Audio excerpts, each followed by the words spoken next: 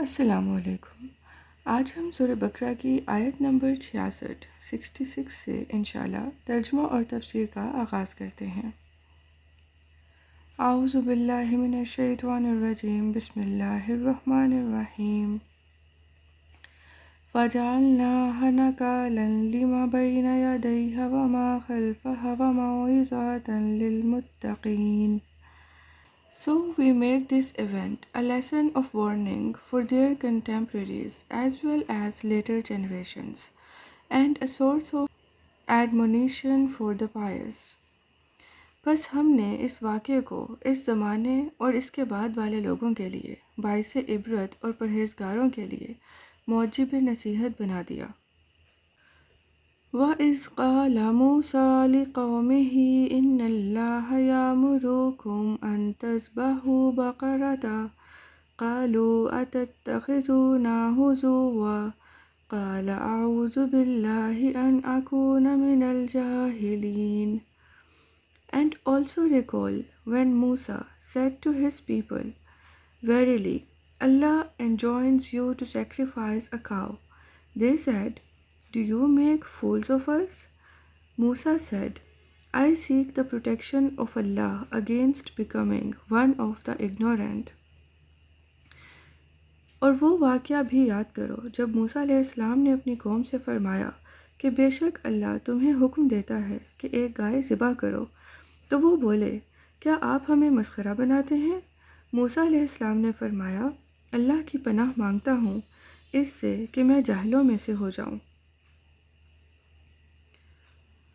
قالوا ادع لنا ربك يبين لنا ما هي قال إنه يقول إنها بقرة لفريد ولا بكر عوان بين ذلك فافعلوا ما تؤمرون۔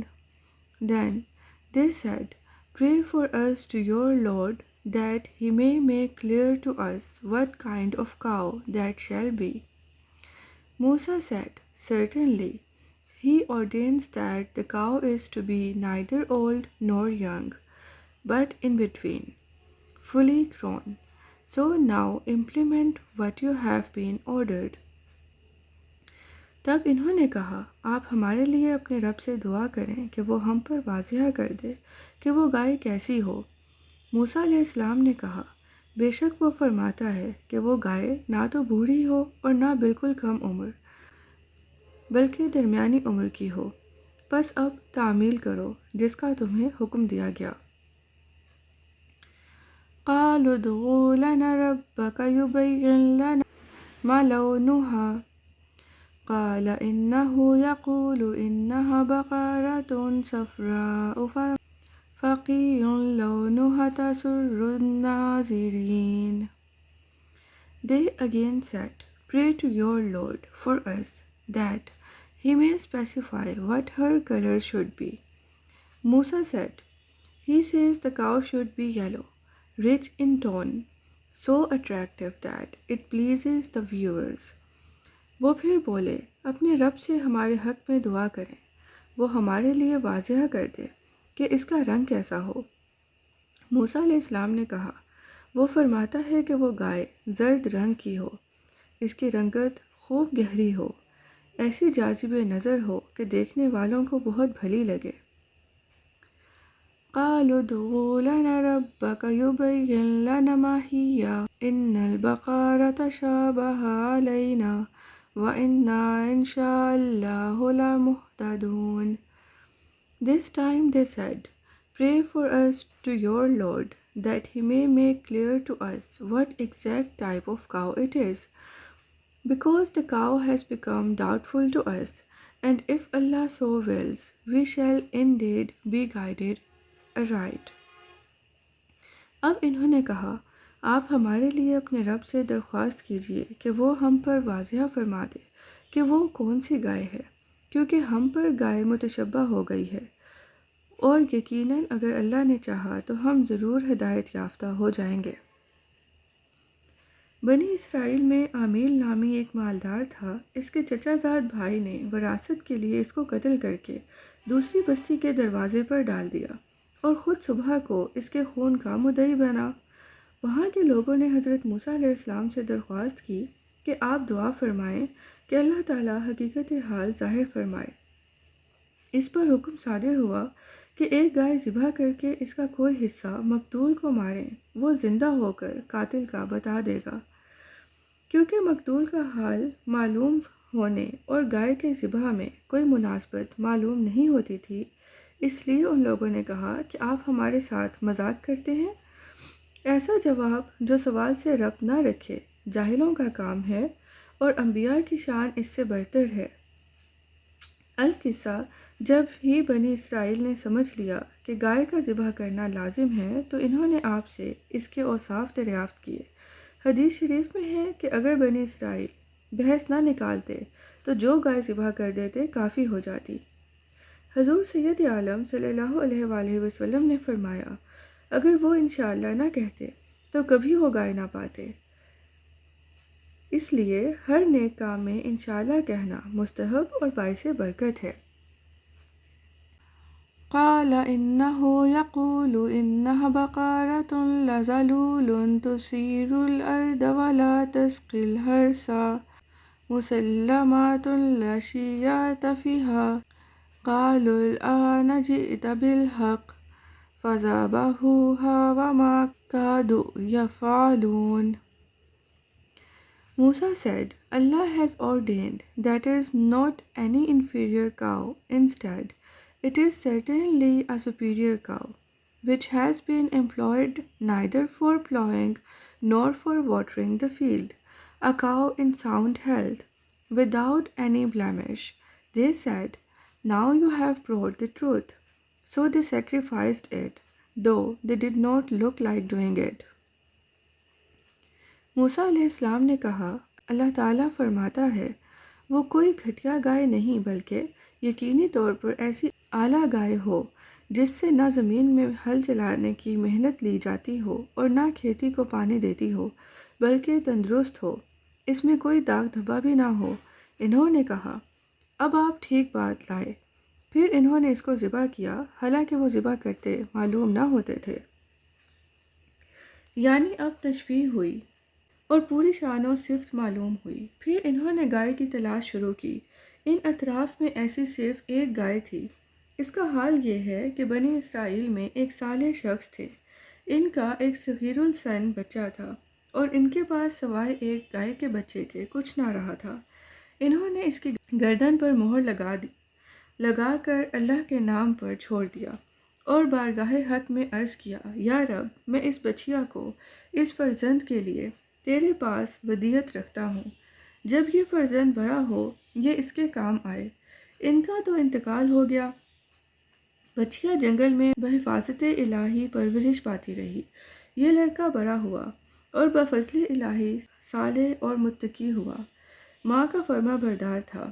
ایک روز اس کی والدہ نے کہا، اے نور نظر، تیرے باپ نے تیرے لیے فلاں جنگل میں خدا کے نام پر ایک بچیا چھوڑ دی ہے، وہ اب جوان ہو گئی ہے، اس کو جنگل سے لا اور اللہ سے دعا کر کہ وہ تجھے عطا فرمائے۔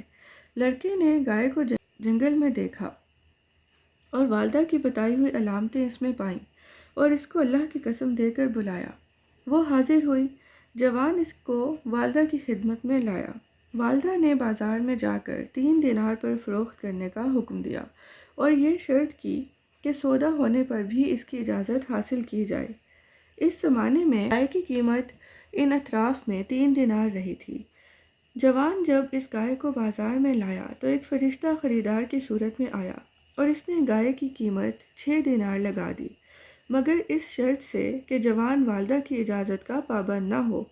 جوان نے یہ منظور نہ کیا اور والدہ سے تمام قصہ کہا۔ اس کی والدہ نے 6 دینار قیمت منظور کرنے کی تو اجازت دی، مگر بیع میں پھر دوبارہ اپنی مرضی دریافت کرنے کی شرط کی۔ جوان پھر بازار میں آیا۔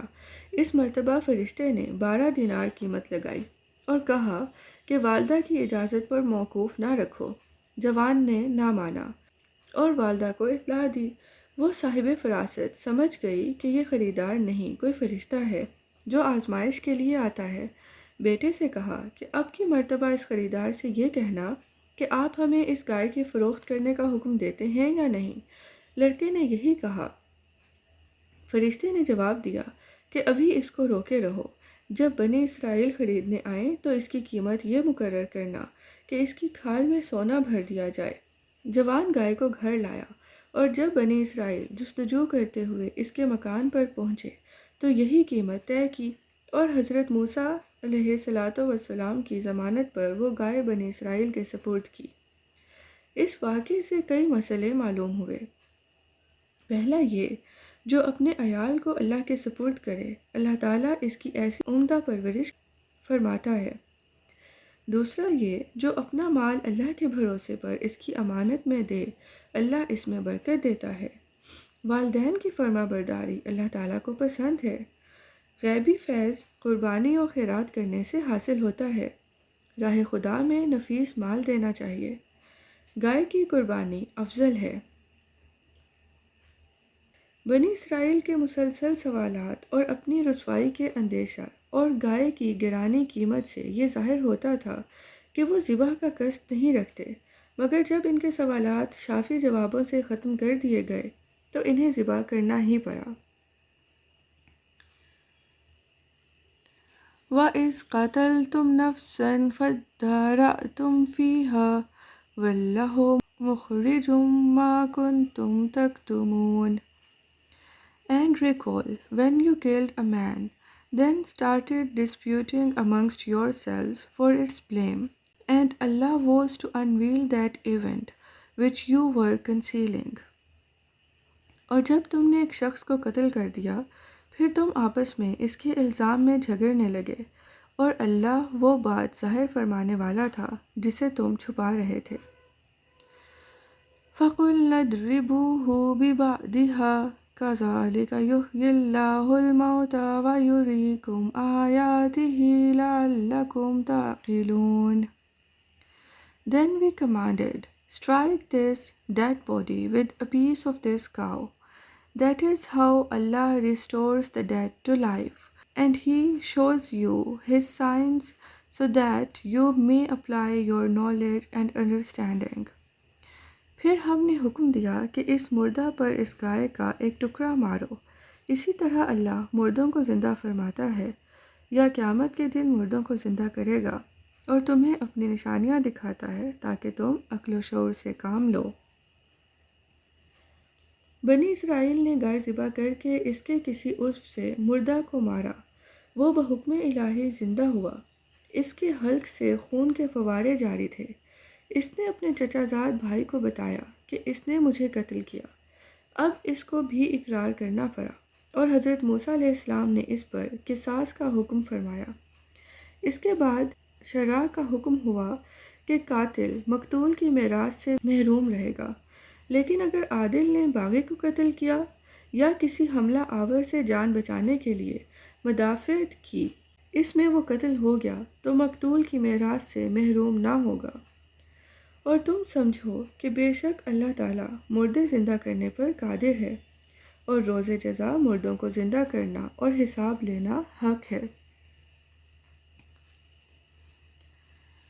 ثم قست قلوبكم من بعد ذلك فهي كالحجارة أو أشد قسوة وإن من الحجارة لما يتفجر منه الأنهار وإن منها لما يشقق فيخرج منه الماء وإن منها لما يهبط من خشية الله وما الله بغافل عما تعملون۔ Then even after this your hearts hardened, so in hardness they have become like stones or even harder. For of stones there are some from which streams burst out, and certainly some out of them are such stones that split up and water gushes out of them. And indeed there are others of them that fall due to fear of Allah.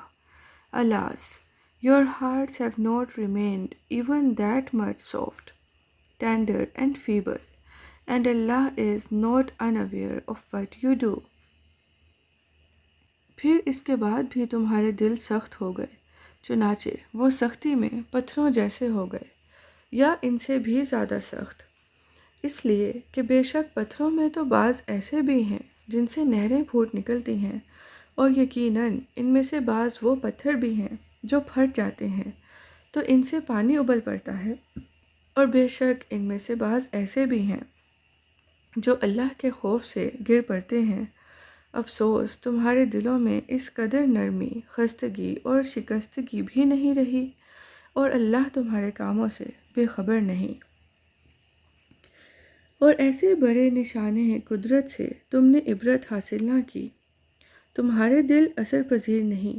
پتھروں میں بھی اللہ تعالیٰ نے ادراک اور شعور دیا ہے، انہیں خوف الہی ہوتا ہے، وہ تسبیح کرتے ہیں۔